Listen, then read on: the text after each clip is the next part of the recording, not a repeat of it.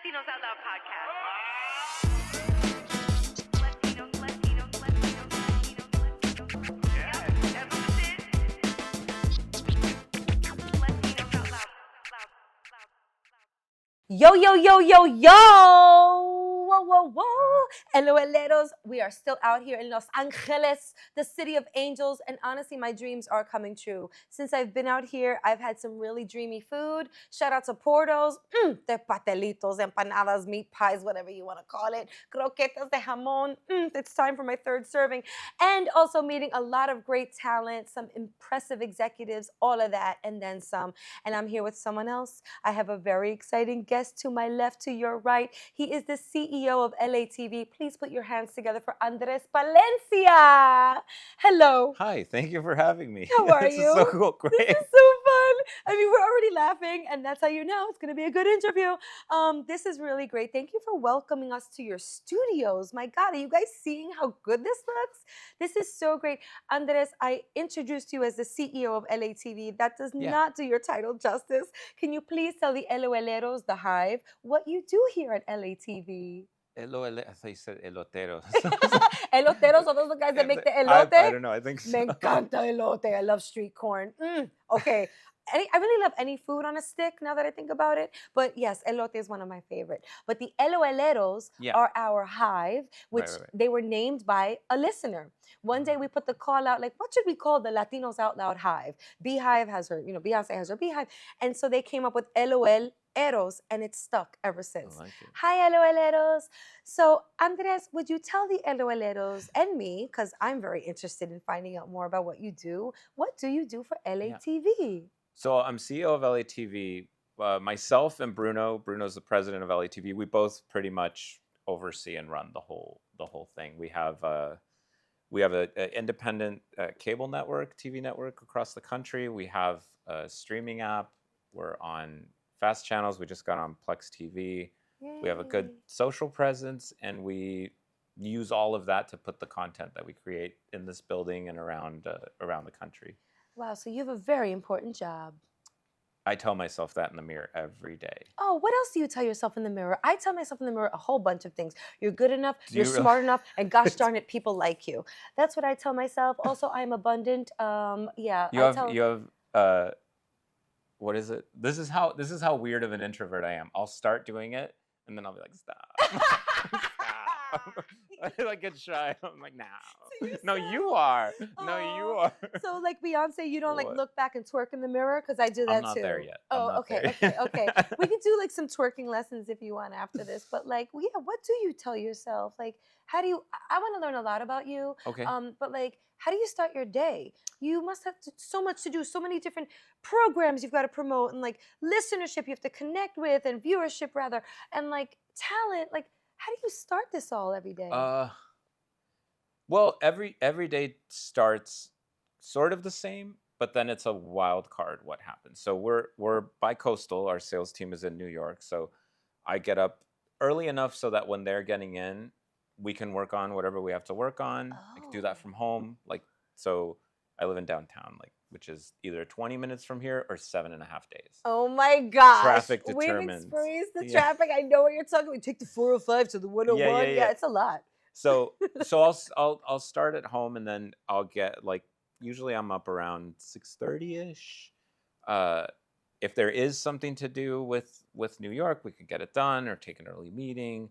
And then I kind of have a little dog walkie, hang out, have some coffee, break, and then I book it here. So you have dogs or a dog? I have a dog named Ursa. Yeah. Aw, I have a dog named Apollo. He's like on his last leg. He's lived a good life though. Okay, good. Really, really a good life. I'm not ready to think about. Okay, we will not talk about old dogs. Doggies, old dogs. What kind of dog? He's a black lab mix. Y me dijeron que he's only going to grow to 45 pounds. 75 pounds later, I swear, he's a big bear. He eats a lot of food, and that blue buffalo stuff, it's expensive.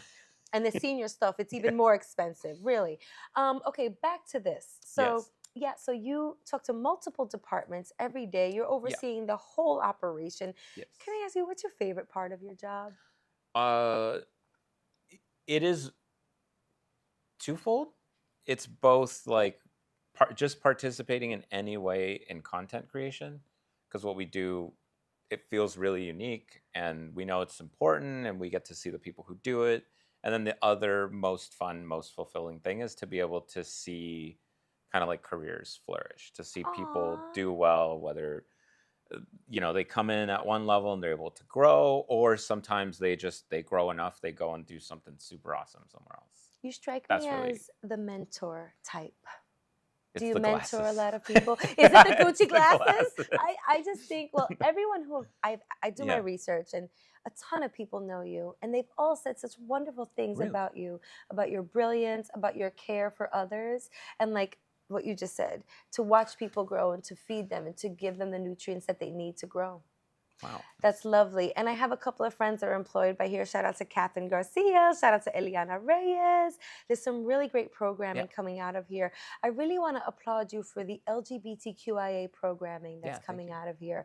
Can you talk to us about some of that content? Yeah. There's two really exciting recent things. Number one, we did in partnership with Reverie, we did Drag Latina season 2.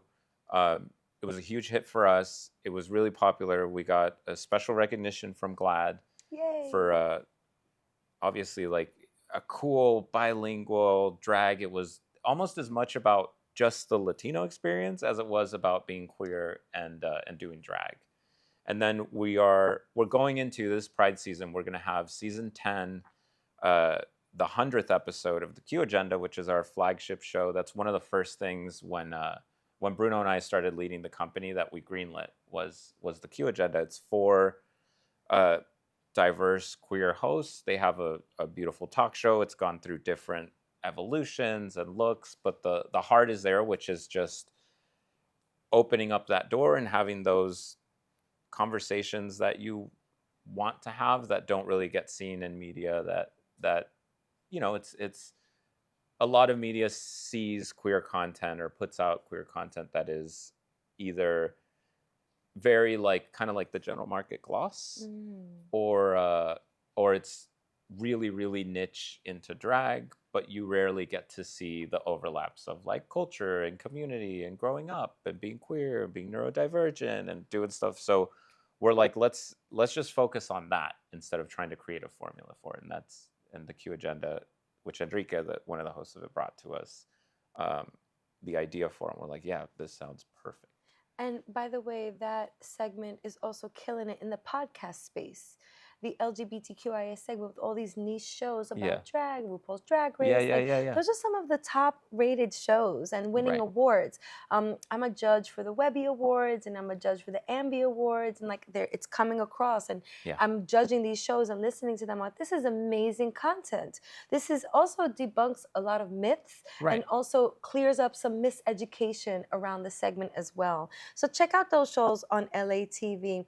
You brought up something interesting, the whole green lighting of a show. Yeah. Can we delve into that a little?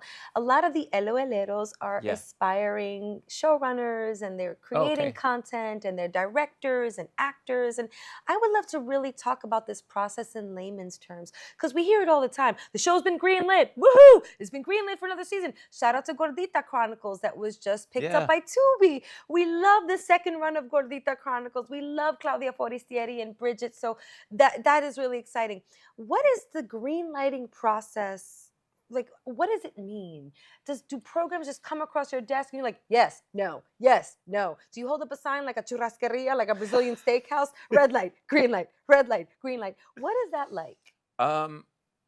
It's got a little bit of everything. So sometimes, usually it's something that's been like formally proposed. There's like an introduction or someone that we know, they know someone, we kind of filter it in the development phase, and then we'll be like, okay, let's take a serious look at it.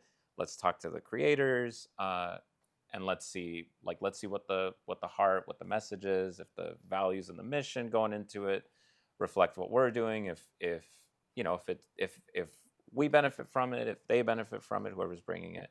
That's everything that goes into it, and then we'll come up with a schedule. We'll work on how do we promote, who's in it, how do we get people excited about it, and yeah, then eventually it gets on the air and becomes part of the LATV Thanks for Yeah. breaking down the process. Yeah. Because, like, I like to educate with this show.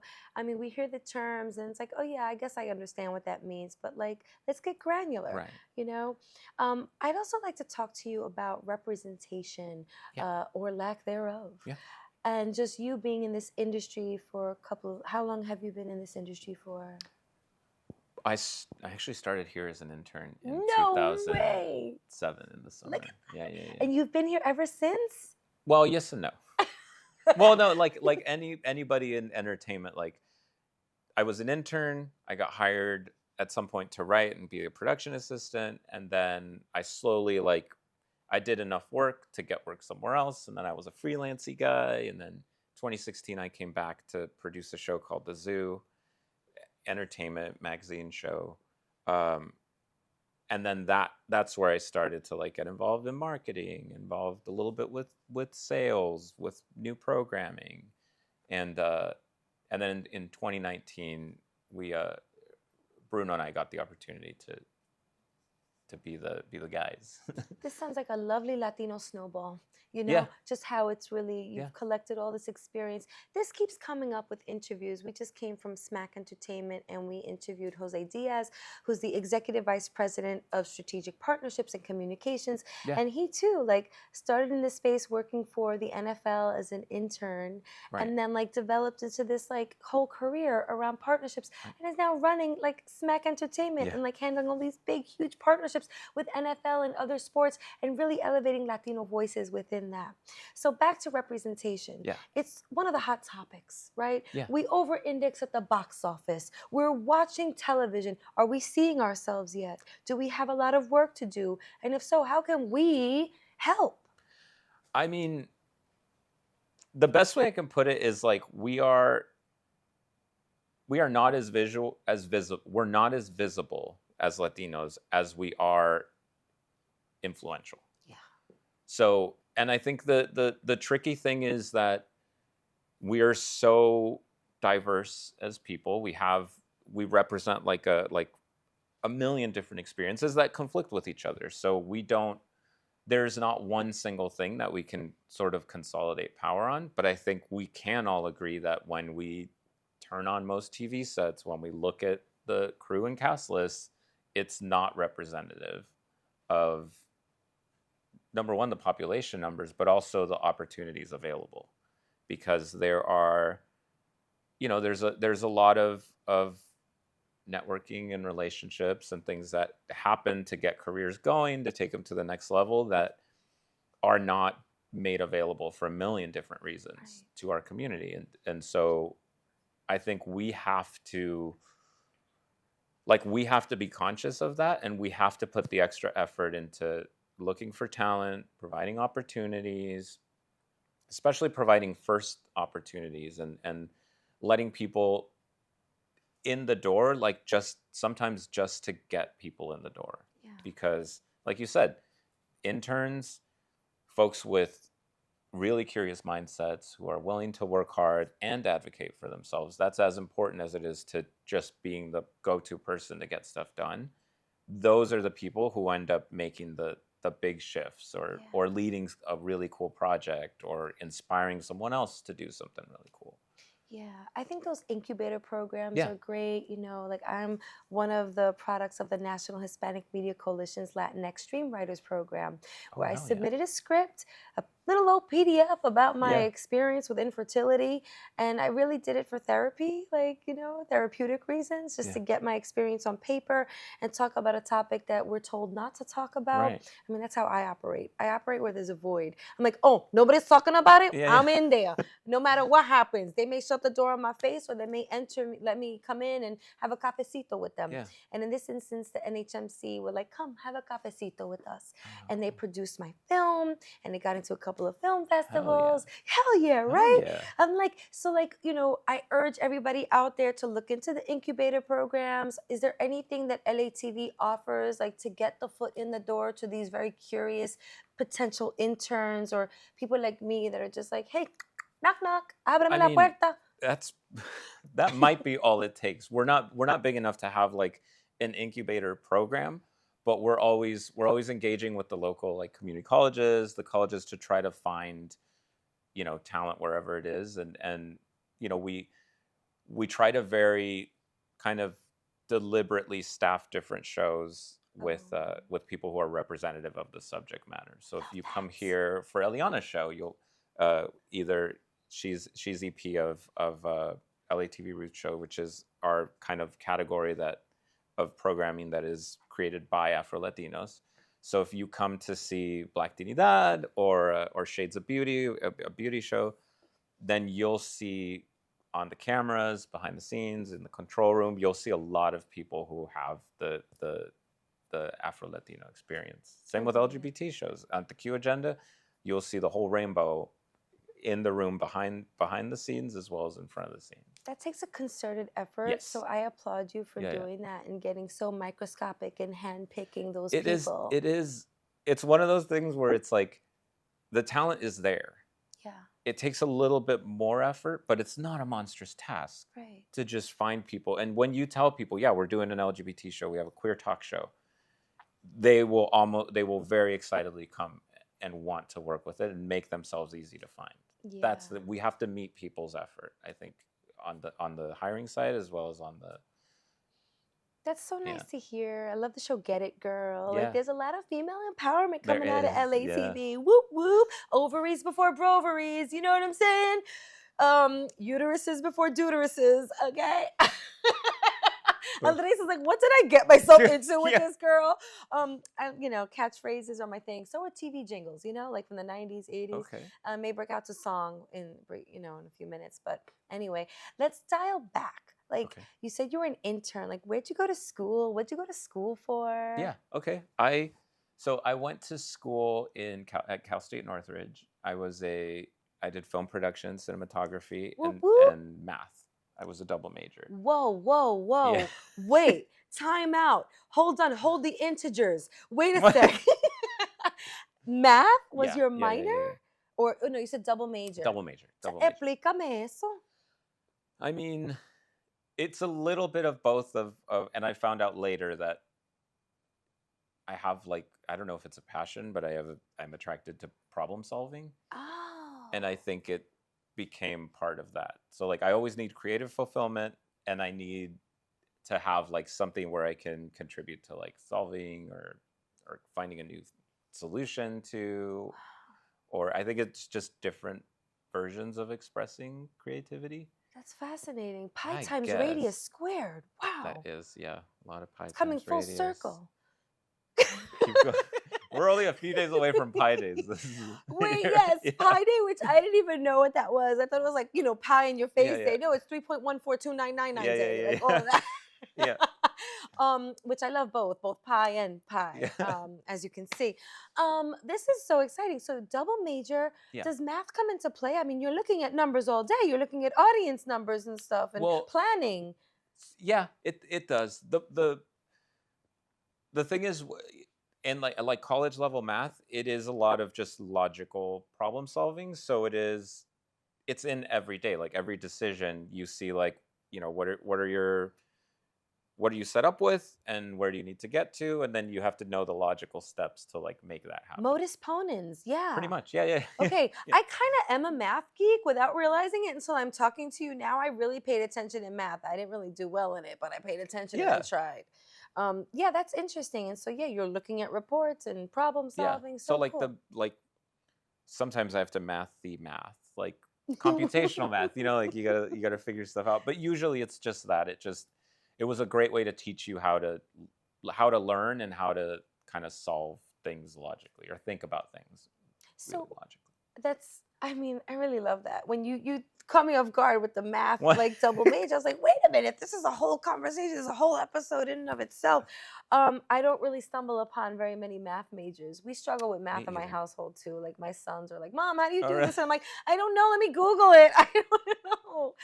Well, if you're anywhere in my age bracket, math looks totally different. How the kids are learning is something else. It is totally different. So my son is now, they employ the Singapore math system. Do you know about this? I don't know how to do it. I don't know how to do it either. Yeah, I don't know how to do it. It's like an SAT when he shows me. He's 8, by the way. And I'm. But it makes them look like geniuses figuring out these like matrices of information, and it's like you're just doing Yeah. multiplying. Yeah. But like, what is that? I kind of like it though because I Yeah. struggled with me. I guess like a lot of the math taught to me was like memorization. Right. You know, you memorize your timetables. Right. And now it's different. It's more visual, I Right. guess, and they're using like all these tools and tactics and three-dimensional Well, shapes. I do think that obviously like education's going in different places, but in a lot of places, like educators and the education system's focusing on like are the students learning, or are we just making them remember things? Right. Are we just teaching the antiquated systems that have Right. been taught since like, Right. you know, Which this is school opened they're 100 like years ago? rituals of like the performance a teacher needs to do, and then they have taught. Yeah. But they're not really looking at like all the different ways people can learn, and like can we create like holistic programs where Right, a more we can measure universal did they system. learn, not did I do the performance and leave. Right. Yeah, I had to take those New York State Regents exams. Those Right, were right. like, I mean, I always failed by like a point, you Right. know? Anyway, shout out to all the teachers Yeah. out there, especially employing these new systems that they have to learn as well. So, speaking of new systems, what does the next 10 years hold for LATV? I'm sure you're planning and plotting and thinking Yeah. about the future. And talk to us about that a Yeah, little so bit. we have in the immediate future we have a handful of really exciting announcements to make. Ooh, tell us. Can we hear Yeah. some? I don't know. Ugh. What- I'm gonna work on it, LOL. Hold Yeah. on, let me just butter them up a little bit. So, yeah, like, could you give us a snapshot of what's in planning? So, I mean, in the short term, we have a lot of partnerships, a lot of new content with exciting and relatable faces that everyone knows that want to come and collaborate with us. We have we're expanding where we distribute always. We're going into the fast space. So like if you think of like the different streaming services, we're expanding into that world. And more than anything, it's more content, and there's way more demand for what we're doing, which is we're representing the millennial and Gen Z Latino experience in their own voice for everyone. So it's in English, most of our programming. It's highly relatable, so we are just trying to expand as fast as the demand for it. But every day we find out that there's more and more, not just Latinos, but other people who are like, well, I'm listening to the Shakira song that has, you know, she's in English, he's in Spanish, Bad Bunny, everyone for some reason is doing a regional collab. So we're and people are like, what is, you know, everyone wants to know like how am I ahead of the curve? How can I know what's cool? Yeah. And a lot of that is, you know, when you let the creators who, you know, you don't put so many barriers and they get to express themselves and create cool shows or collaborate on cool shows, that's where, you know, that part of culture influence happens. Speaking of barriers, can you Yes. name a few barriers that you've stumbled upon in your career Yeah. and how you got through them?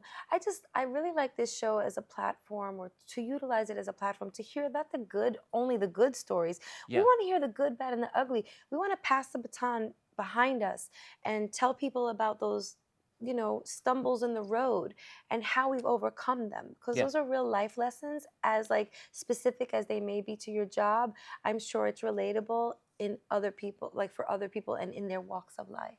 Yeah, I think the different barriers that I experience have come in like in the shape of either access or rejection. And I think that for access, I kind of learned that you, especially in entertainment, but usually true in general, like you have to be your own best advocate, and you have to not be afraid to advocate for yourself. And then part of getting access and advocating is you always have to have something else to advocate for too, because life is karmic or circular or whatever, cause and effect. But if you're not invested in something else doing good, then you're not going to have that sort of path put forward for you. So if you have a writing partner, even a roommate who you're like, I will help you run your lines, can you proofread my script, or can you show me if this shot looks cool to you, if it's conveying emotion. You have to collaborate, and then that 2-person network is a 4-person network, is an 8-person network. And especially when getting in the door or building your career, someone's going to say, I need blank, and then your name comes up. Or someone asks your friend, and I know someone who's like a cinematographer, and they're not working right now, but they're great. That's better, quicker than and it's a real way to invest in growing yourself, because sometimes you'll hear why you didn't get picked, Yeah. and then you have something to work on. Yeah. And the second thing is when rejection happens.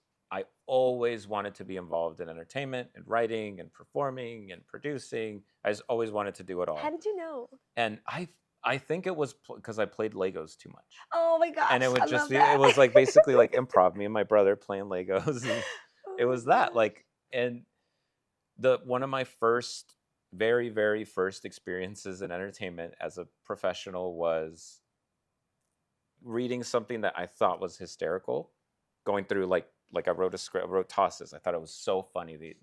They were just like tossing the music videos or something. I put comedy in. I read it to 2 executives who hated it. Hated it, Oh. hated it, hated it. Don't know if they hated me. I think they had some kind of a behind the scenes grudge where the writer, they wanted to work on it. I didn't know. But I've never, like, I walked in thinking like, okay, I got my big break. I did the jokes. I was up all night. They're gonna laugh hysterically, and then I'm gonna have my own show. And like, like you tell yourself this stuff. So I went in, and we were reading for like 3 hours, and they hated it, and it was excruciating because they would still make me read it, and I would be like, Oh. okay, you obviously don't like my humor. Like, I'm gonna not read the jokes or the punchlines, so I I've would been not there. read them, and then they would be like, wait, you skipped a part. What did you? And I'd be like, it's a joke. Please don't make me. Oh my Like, gosh. yeah, Oh. but I walked out like feeling totally defeated. And then I had to go to work the next day again. Go to work the next day, it's a little bit better.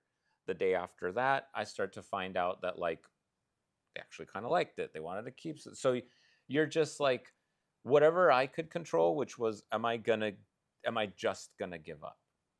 Or is this just, it's not, either not the room for it, or maybe it isn't good and I need to work harder, or it's something else. But if you want to do it, like if you want to do anything and you're rejected, even if you're rejected because you're not at the level or you can't do it, you nothing is preventing you from learning more or working on it. So if you just believe that you can learn or you can be curious, that's all you need if you're persistent enough to just keep that belief in yourself. You don't have to believe you're a great producer, or you don't have to believe you're a great writer. You just have to believe that you have the capacity to learn and to understand what it's going to take. Because you can muscle your way to learn things you are not naturally good at. Mhm. And then everyone will say how naturally amazing you were at that thing. And that's what the world is. That was so well said. If I had a lighter, I'd put it in the air. God. That was really just articulate, and just I relate to that so Thank much. In this industry, I mean, I get rejected on a daily basis. Yeah. There's always someone who Mhm. thinks a joke of mine is corny. Like, Yeah. if they had a tomato in their hand, they'd probably throw Yeah. it in my face, Fozzie Bear style. But then, like, there's also a lot of acceptance. I'm like, oh, Yeah. this girl is funny. Like, I like her, whatever. So, like, I have to maintain that belief Yeah. that I know, like, now doing this for a while, or like, making people in my circle, my partner, whomever, laugh, that like And I can't let that confidence right. dissipate because someone doesn't like, or it's subjective. Like, And don't you feel like that belief is, as much as it's like that belief in yourself, it's validated on a daily basis, even on the days where like the rejection just seems louder. yeah, you said it. Sometimes the rejection is so loud Right. that you can easily succumb to this like Right. sadness or this feeling of I'm not good enough. And you're not seeing the validation, you're not accepting it, but it's definitely there. Sometimes I get like LOLero that will leave a comment or like leave a review in Apple. And to some, I guess it's not a big deal. I read every single review. Oh, really? I think we're up to like 430 of them at this point. Wow. And like, they just mean so much to me because like they all say the same thing in different words. People say things like, oh, I feel like I'm in a living room in a sala with Oh, you. good, And yeah. like, you welcome people, your guests feel at home, and we feel at home listening to you. And that really is what gets me by sometimes, is like these strangers that I don't know from a Yeah, hole well, in the this is a lot wall. of fun. You do a great Oh, job. Yeah. Andres, can we This keep is a him good time. around, please? This Can I is- can I live here? Do you have space? Is there like a shower here We have somewhere? way Or- too many couches, and there is one weird shower upstairs. Okay, I am fine sleeping on a couch. I've slept on many couches. I'm kind of sleeping on one right now. My girlfriend's Airbnb, although it's an air mattress, and I want Okay. her to sleep on the Oh, couch, no. but like my back is feeling the air mattress. Speaking of sciatica, here I am. But thank you for making me feel so good, and like everything you're saying is just really, it's like a harp, you Okay. know. It's really nice. Thank you. And so, do you want people to follow you on social? Like some executives are like, no, follow the brand, but like this is the time to drop your social media handles for everyone to follow your greatness. Oh yeah, well, you can follow me on Andres Palencia at Andres Palencia on Facebook. Jesus. Yeah, said I mean, Facebook. it's okay. I'm on it too, and my mother's on there watching baby monkey But videos I all guess day. just Instagram. But follow LATV. More importantly, LATV Networks at LATV Networks, and then we have at LATV Latina, at LATV Roots for Afro Latino content. We have at LATV Queer for LGBT content on all the socials. You're doing so much, so many great things. Yeah. Thanks for, I mean, they're all contributions to the culture, which we need, which Yeah. goes back to what we were saying before. We could do this together. We can increase the representation. We have executives now that are making decisions that are on our team, like you're on our side. Thank you for being such an advocate. Thank you for literally the exact same. Oh, this Yeah. is so nice. Yeah. This is really nice. This feels really good. I mean, this is why we are now 393 episodes deep, because these same messages are being said over and over again, just in different iterations. And I hope that they're touching you. This content really touches me. You know, I'm out here on the picket line with no picket sign, or there's really no line. It's fictitious, but like I'm talking about our people on a daily basis, because we are so cool. We are so vibrant. We are storytellers. We are so like amazing. We have so many stories to tell, and like we can tell them. Like pick up your phone. Put something on your Instagram story and tell a story. Andres may watch it and get an idea for a show and holler at you. And if I need some kind of EP credit or something, if that happens, okay? Yeah. Just saying. But like we don't have to just sit on the like milk crates in front of the bodega and tell each other those stories anymore. Although that's important. I'm like really into like the passing down of the oral traditions. I talk to my parents a lot. I've been interviewing them and just getting them on the mic to hear their stories. Gosh, we could talk forever. I'm not going to chew your ear off. And I know we have to wrap this episode, but like my mom has great stories to tell, and some not so great ones, about Trujillo and the dictatorship in the Dominican Republic and why she immigrated. She was seeking political asylum and, you know, a better way to live. And she heard the streets were gilded in America, you know? One random question. Go for it. I love a good Q&A, by the way, whether it's a Q or an A. Would you be friends with your parents if you were not related and you were same generation? Absolutely. Yeah. Yeah. My parents are brilliant. Yeah, me too. My parents are really smart. My dad was a school teacher. He taught Spanish. Oh, cool. So he's not Latino. Yeah. But he is an how honorary cool. Dominican. Yeah. Like how cool. he studied, speaking of Trujillo, he's got every book written on Trujillo. He talks, he's a history buff. He teaches me so much. He's 76 years old. And sometimes his mind is, you know, but he is on it. Yeah. He knows so much that every time I go to visit them, I leave with a nugget of information that I pass on to somebody else, or it comes up in conversation. Like I totally be friends with him. Mm-hmm. And my mom too. My mom is so funny. Although she watches baby monkey videos on Facebook all day, like I find that really funny, and we'll watch them together sometimes. But she's got great stories to tell. Just recently, okay, so we went to the Garden State Film Festival the other day, and I was covering it, and I needed some kind of pin to dress up this boring dress that I bought, but it fit really nice. So she had a bag of brooches, like pins. Oh. I didn't even know they belonged to my great-grandmother. Oh. So like, I'm not gonna get emotional, but like, I was wearing a piece of my family's history. Like, I was wearing something from my I'm getting emotional. Why? I don't know. Like I really loved my great grandmother. We were really close. You're at a cool ass glamorous event. I was at a cool ass glamorous event wearing a pin that was worn by my great grandmother, probably during the times of Trujillo, and it was just like really emotional for me. And she didn't think it was a big deal. She didn't tell me going in. She told me when I came back from the film festival.